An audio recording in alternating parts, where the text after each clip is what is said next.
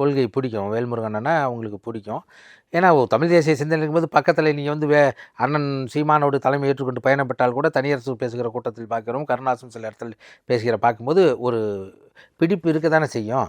அவங்க சேர்றாங்களா இல்லையான்னு நான் ஒரு கருதுகோளுக்கு அசூமிங்கி நம்ம பதில் சொல்ல முடியாது. அவங்க ஒரு சார்ந்து இருக்கிற ஒரு மீனவ அமைப்புகள்லாம் நம்ம தனியாக சேர்ந்து செயல்படலான்னு சொல்லியிருக்கிற மாதிரியான ஒரு தகவல் வருது.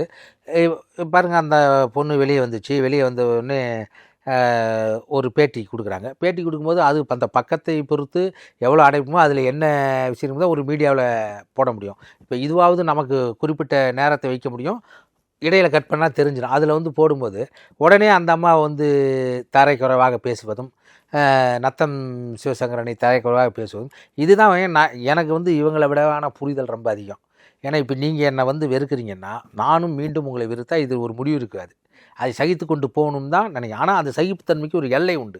நீங்கள் தொடர்ந்து பரப்பப்படும் அவதூறு பொய் நாளை உண்மையாவதற்கு வாய்ப்பு இருக்கிறது. அதனால் எங்களை பற்றிய விளக்கங்களை தன்னிலை விளக்கம் தான் சொல்லிகிட்டு இருக்கோம். நாங்கள் வந்து இன்னும் எதிர்த்து அடிக்க ஆரம்பிக்கல. ஏன்னா அந்த இடத்துக்கு போகவே கூடாதுன்னு நினைக்கிறேன். காரணம் என்னென்னா, இந்த மண்ணில் தமிழ் தேசியம் கட்டாயமாக வெல்ல வேண்டும் என்று நினைக்கிறோம்.